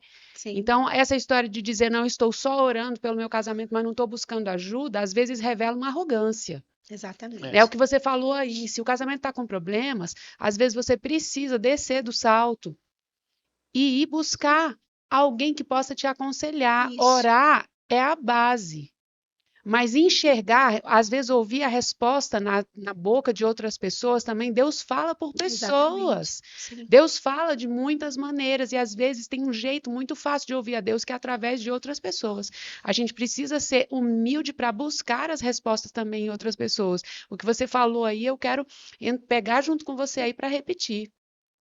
Não fique empurrando um casamento com a barriga e dizendo, não, eu estou orando por isso, Deus vai fazer, Deus quer fazer. Agora, de que maneira você precisa se posicionar? Às vezes, uma mulher de Deus ou um homem de Deus pode te dar o conselho sábio para aquela sua situação que vai virar a chave na sua vida, né? E em termos de vida entre de mães e pais com filhos, né, eu vejo uma falta de autoridade muito grande, pais e mães despreparados sem entender que existe uma fase em que é a gente que manda. E quando a gente manda, né? Uhum. Quem come o meu pirão, como é que é Eu não, eu tem uma, não vou tem lembrar. uma frase Diga, aí. pastor, eu só sei a Bíblia. É. Tá em qual capítulo mesmo? Né? Na verdade, eu também, na minha adolescência, eu já tive várias vezes que meu pai dizia: você vai e pronto. Não Isso. tem escolha. Tão simples, né? É. Simples, é assim que vai É. ser. E reproduzi o modelo e deu certo. Eu também. Né? Às vezes eles dizem: ah, mas meu menino está muito cansado para ir para a igreja, mas não está cansado para ir para a escola? Para a escola a gente diz: não, vai levantar e vai, você não vai ficar sem Exatamente. matar a aula. Uhum. E por que com a igreja é diferente? Não vai para a igreja à noite, porque fica muito cansado, mas você não sabe, ele está lá dentro do quarto jogando videogame, Até 3 da manhã, É. na internet. né, pastor? Entender que vigília. É. conduzi-los, né, para aquilo que é importante, Cássia. O que é prioridade é Aham. prioridade. A gente não abre mão de prioridade. A escola pode esperar, mas a vida com Deus não. Congregar, na verdade, assim, na minha casa, eu vou falar com os irmãos, que vocês vão me amar muito agora. Congregar lá em casa nunca nem foi opcional. Uhum. Nunca nem foi questão de dizer. Tanto que eles já sabiam. Domingo de manhã, escola bíblica, eu já acordava, batia aquela vitamina de banana. Até hoje eles lembram. Eles nem tomam mais vitamina de banana, porque foi tanta da banana. Eu comprei só pra pegar ônibus. Os meninos pequenos. Tá, colocava lá as 2 bananas no liquidificador, enquanto as bichinhas iam batendo, tacavam um no chuveiro, aí depois era o outro que ia pro chuveiro, pegava lá os biscoitos creme crack, colocava lá a manteiguinha, vai, coma aí você, enquanto outro colocava a roupa no menor, e depois toma vitamina. Não quero vitamina, é vitamina, vai tomar dando graças, toma vitamina. Vai tomar. Que Banana nos meninos. delícia. E passando café, e já deixando o frango para descongelar na pia, para quando É. voltar, porque a gente tinha que estar 3h30 na igreja, porque a gente era obreiro, a mãe era líder do diaconato, domingo era animado. Tal, e aquela correria maluca de manhã, todo mundo, mas era tão bom. E daqui a pouco era um comendo, tomando a vitamina, o outro comendo, mãe, vai menino, vai dar tempo. Pegava a Bíblia, pegava a sacola, ia, chegava na escola, na igreja já cansada, É. mas ia, É. todo mundo ia. Assim, terça, quinta, domingo de manhã e domingo de noite. A gente congregava direitinho, A gente só se arrepende quando não vai. né? Aí, assim, eles sempre. Assim, eu não sei o que é filho não congregando, que eu não vivi isso, graças a Isso. Deus, né? Mas hoje me espanta muito ver meninos de 10, às vezes até menores, né? Menino pequeno não vai pregar. A mãe deixa em casa, a inocente achando que ele está dormindo, ele está vendo pornografia na internet. Ele está tendo conversa inadequada. A gente teve um caso de uma menina de 10 anos que estava sendo aliciada por um cara que se passava por uma menina. Eles entram nos pedófilos. Isso é muito sério, gente. É. É. Conversando com a garotinha de 10 anos, não ia para a igreja porque estava cansada, ficava conversando com essa suposta amiguinha, era um cara. Então, assim, tem muitos perigos. Se ela estivesse na igreja no DI, estava aprendendo a palavra. É. Então, assim, não pode, gente. Congregar não pode ser opção. Mas a gente vê hoje pai e mãe que não está congregando direito, aí a gente vai cobrar dos meninos, né? Eu vejo as desculpas, sabe, Cássia? Às vezes de falar assim: Gente, ah, desculpa mas se eu tô pegando pesado, viu? mas na Mas igreja é tá isso cheio mesmo. de gente que finge que é crente, não é crente, tem pastor fazendo isso, Ah, tem conversa pra pastor. boi dormir. É, Faça-me o favor. Cássia, Falso nas moralista, escolas. querendo uma muleta para se escorar. Às vezes você Né, não pastor? gosta de um professor, às vezes um professor não ensina direito, ou tem todo tipo de ambiente na escola, você não Boa. tira da escola. É, Você né? deixa lá e Não é suporta. E na igreja você está esperando pessoas perfeitas só no céu. É, filha, só no céu, mesmo porque a gente tá lá, né? A É, gente não é perfeito, e né? eles também. São desculpas, assim. Desculpas. E o que eu temo é que quando esse pai acorda, quando essa mãe acorda, às vezes é tarde demais. Tarde O filho demais. já está envolvido com droga, a menina, às vezes, de 12, 13 anos já tem vida sexual ativa, parece grávida. É uma bagaceira, uma É. bagunça, né? Quando eles acordam, a Já coisa já perdeu foi. do controle, né? Exatamente. Então, no dia que se chama hoje, agora, como diz Hebreus, a gente leva os filhos para a igreja, faz devocional em casa, ensina seus filhos a ler Bíblia, compra um devocional, já que se você não consegue fazer. O Pedras Preciosas já vem pronto, 365, tem um para cada dia do ano. Tem lá o texto, o estudo, o questionário e a reflexão. É perfeito. Pronto. Você vai lá, você medita todo dia, abre sua Bíblia, lê faz sua oração e vive sua vida com Deus, amando o Senhor, que seus filhos vão seguir você, Isso. É. né? Esse negócio que você está falando assim, de ouvir os filhos, igual você trouxe sobre Rick Renner, o que ele tinha escrito. Vou dar um exemplo bom do ouvir os pais. Salomão, quando teve um momento com Deus, ele pediu, Deus falou assim, me pede o que você quiser. E lá em Provérbios 5, 5:3 ou 3:5, ele fala, quando eu era pequeno, eu lembro quando meu pai me dizia, compre sabedoria, adquira sabedoria, pague qualquer preço pela sabedoria. Amém. E quando Deus pergunta para ele, de quem ele lembrou? Dos ensinamentos do pai. Verdade. Porque para você já pedir sabedoria, não sendo sábio, você tinha que ter ouvido em algum lugar, É verdade. né? Então, o que ele pensou assim? Foi assim, meu pai devia saber o que está falando. Muito bom, pastor. Então, ele falou assim, vou pedir sabedoria. Ele disse, o que Exatamente. você pediu sabedoria? Te dou todo o resto. Você vai levar sabedoria e foi considerado o homem mais Tremendo. sábio e um dos homens mais ricos até Jesus. Isso, tremendo, É. tremendo. Porque ele foi inspirado pelo Pai. É. Exatamente. Se a gente ensina os filhos a amar o Senhor, a gente amar o céu. Colossenses 3 fala do 1 ao 3, coloca o pensamento, o coração nas coisas do céu. Do alto. Coloca o coração do seu filho nas coisas do céu. Ele vai desejar as coisas do céu. E as coisas da terra vão chegar para ele, porque Mateus 6 promete. Busca primeiro o reino, que tudo vai ser acrescentado. Ensina seu filho a amar o Senhor. Meu filho, o mais velho, ele recebeu promessas, né, da parte do Senhor, e a gente vê uma a uma se cumprindo, né? Deus falou, usou uma mulher de Deus, dando séria na palavra, disse, olha, Deus vai te honrar muito na sua profissão, se prepara para Deus abrir portas e te honrar. E assim, a gente está vendo, sabe, cada dia o Senhor honrando, meu filho chegou a dizer, ele chorou, esses dias, ele estava no carro, né, ele estava na frente, eu estava atrás com o caçula, a gente nem lembro para onde que a gente ia. E ele, menino, ele começou a chorar. Ele é muito quebrantado assim. Ele disse: pai, eu tô indo pro trabalho agora, mas meu sonho é viver só do evangelho. É só trabalhar para Deus. Bem assim, arde no coração dele. Amém. E ele é formado, né? Ele tá agora fazendo uma pós, ele é bom na área dele, ele ama a psicologia, mas eu vi o coração do meu filho amando mais o Senhor, assim, desejando poder servir, né? Tempo integral, para cuidar, para visitar. Ele vê o pai fazendo, ele diz, pai, você é o cara, você é top, você é a minha referência de pastor. Ele admira o pai tá pregando, ele fica lá postando, botando os coração. Esse é o cara, aí bota lá na internet, ele é apaixonado pelo pai. Eu acho tão lindo. E ele deseja servir, né? Assim, ele tá aqui na terra fazendo as coisas, né? Mas o coração dele tá nas coisas do Senhor. E foi isso que eu orei desde que eu gerei eles aqui. Pai, que o coração dos meus filhos nunca esteja na terra, nunca esteja em ganho, em posses, em nada, Senhor, mas que seja o Senhor o alvo, o amor da vida dos meus filhos. E eu orei para Deus trazer para ele uma moça que amasse a Deus mais do que a ele, e a esposa dele, Franciele, minha nora, advogada maravilhosa. Ela ama o Senhor com uma intensidade muito grande, ela é serva mesmo, ela ama servir, meu filho também. O caçula também está com uma namorada agora, Maria, uma menina de Deus, uma menina, 18 anos. Está fazendo rema, está fazendo direito também, ela ama o Senhor, comprometida, sabe? Os pais, quando não podem ir à igreja por escala de trabalho, ela pede carona, a gente passa lá pegando. Não, filha, você pode ficar descansando, você faz rema, que segunda, quarta, sexta rema, terça, quinta e domingo igreja, puxado, né? Puxado. Não, você fica hoje descansando, você já tá, não, eu tô escalada. Não, mas você pode pedir troca, eu quero servir. Que lindo. Deixa eu falar uma coisinha assim, até depois você fala pro seu filho do quando você estava falando, veio ao meu coração. A Bíblia fala de carta selada. Quando Deus, vamos supor que Deus escreveu uma carta e a carta é o seu filho para passar para aquele lugar. O selo são lugares onde vai. O selo, para que serve o selo numa carta? O selo tem a ver com o destino que essa carta vai chegar. E o seu filho falou que tem um coração ardente para viver da obra. Ele já está buscando uma coisa muito boa, né? A Bíblia fala sobre isso. Mas Deus selou ele para passar em determinados lugares, para ele tocar em vidas de pessoas, até que ele esteja pronto para largar a mão disso tudo para servir no episcopado, servir tempo integral. Só confirmação. Então, assim, ele é uma carta selada, nós somos cartas seladas. Amém. Então, assim, hoje você tinha um selo de estar aqui no Lumen.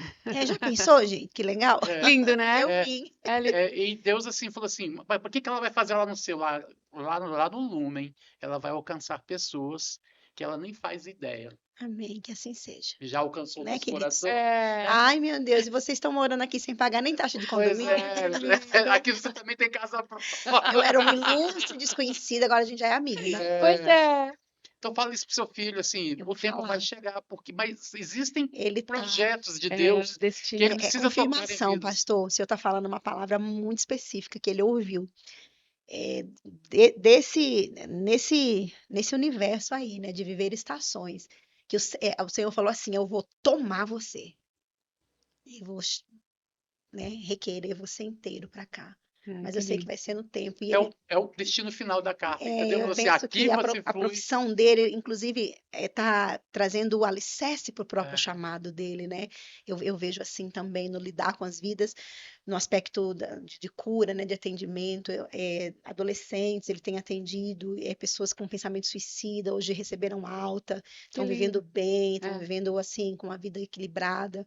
Que a psicologia é uma ciência linda, né? É a medicina das emoções e da alma. É. A gente tem entendido sobre isso, É. da cura, como as É. pessoas precisam de cura na alma, né? Oh, E ele tem visto pessoas assim, vivendo bem. Ele disse: mãe, eu gosto muito do que eu faço, mas o bichinho do chamado já, né? é, Já tá lá no coraçãozinho dele ardendo. Hoje eles lideram os adolescentes e o departamento infantil, ele com a esposa, né? Eles lideram o DI e os adolescentes. E aí eu vejo ele ali acolhendo, aconselhando, já é todo um pavimento, né, pastor? exatamente. tudo isso é uma família treinada, É, né? discipulada no sério, Discipulada, na pronto. palavra. Ela é o exemplo da Amém. própria conversa que a gente trouxe. Eu queria ficar mais, mas acabou. Acabou, né? Mas ó, vai ficar já com a promessa de que a próxima vez em Brasília vamos ter Seja bem-vinda para a gente Tá. fazer o a retorno. fase 2. É, Obrigada. A cidade de vocês é linda. Ontem a Duda me levou, né, para dar uma volta à noite. A noite fica muito bonita, Fica, iluminada, né? Brasília é linda. Lá na parte dos ministérios, a isso. gente deu uma volta. É muito bonita, muito organizada, muito limpa. Né? Assim, a estrutura, estruturalmente, bem, bem bonita, realmente. Eu gostei muito. Fora que o povo de Deus daqui, né? A gente tem uma família em cada canto que tem um crente, né? É. Onde tem um crente, a gente tem uma família, né? Cássia, deixa o seu endereço nas redes para as pessoas poderem te seguir. O Instagram, né? É, o Instagram. Ministra Cássia Andrade. Ministra Cássia. Arroba Ministra Cássia Andrade. Cássia, CASS. Pois é, siga a gente no Lumen, @lumen.podcast. Você que nos assistiu aqui no YouTube, a gente tem um monte de material legal aqui, um monte de corte muito bom no nosso Instagram. Já se inscreva no canal, assina aí, aciona o seu sininho para você receber os próximos avisos, que vem muita coisa bacana por aqui. E a gente se despede, né? Quer o seu Instagram? @keila.vilasboas. E @rickvilas. Ali você vai encontrar coisas que vão te edificar também. Yes. Curte, compartilhe, deixe seu comentário. No Instagram da Cássia. Já tô Cássia. seguindo eles, viu, gente? É top mesmo. Já tô seguindo. Cássia, a gente queria te agradecer. Que privilégio ter Muito ouvido isso. obrigada. Deu tudo certo, né? Nossa, Oh, que o Lumen tá delícia. trazendo luz. Você trouxe trazendo o sol luz. brilhou aqui, ó. Amém. Graças a Deus. Eu Muito tenho certeza obrigada. que pessoas foram abençoadas Amém. nesse nosso Em nome bate-papo. de Jesus. E a gente se despede nessa do meio aqui. Tá. Tchau para você, até a próxima. Tchau. Tchau.